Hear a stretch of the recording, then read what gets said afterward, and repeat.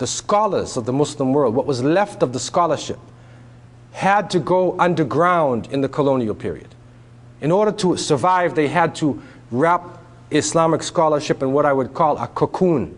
You know the cocoon where the larvae wraps itself up, it goes into a type of hibernation, then comes out like a butterfly. So they wrapped up Islamic scholarship in the madrasas all around the Muslim world.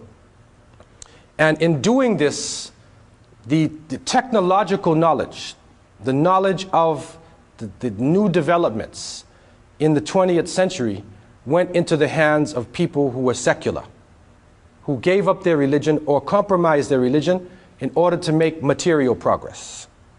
And so the most important people in the Muslim world became doctors, lawyers, engineers, accountants, professional people. And if you're a doctor in Egypt, or in India or Pakistan, or most of the Muslim world, you're like a governor.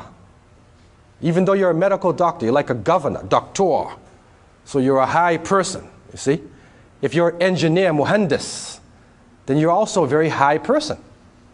Okay, but you have secular education. So now the movements came and they established, the Islamic centers established, and people did the best they could do.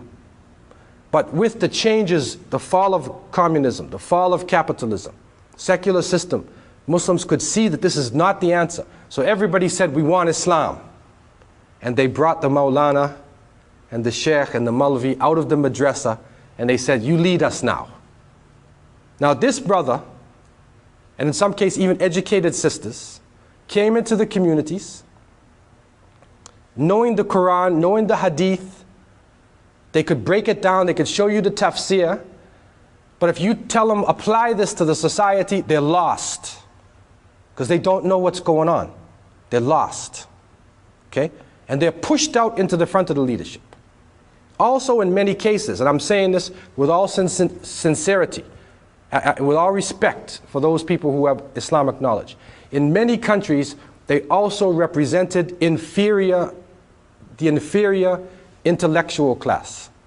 In countries like Syria, up until today, it is a government policy. When you take the examinations at the end of a high school, the highest scoring students in the top 5 to 10% all go to medical school, whether you like it or not. Even if you don't like blood, you go to medical school because you're the highest score. The next ones become engineers, lawyers, and then accountants. And finally, the people who couldn't make it on the test, you go to Quran school. You go to the madrasa and you study Sharia. And so the people who couldn't make it, the grade, are the ones who they send to the Quran school, man.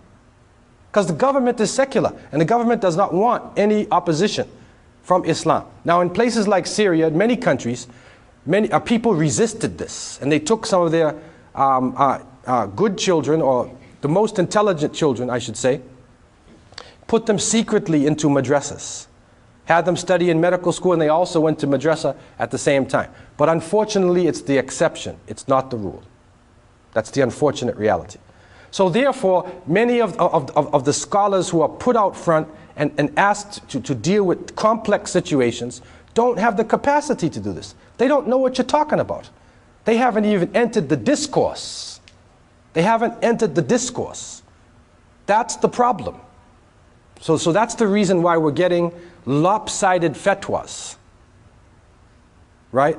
Unwise decisions that counteract the dawah, that destroy organizations,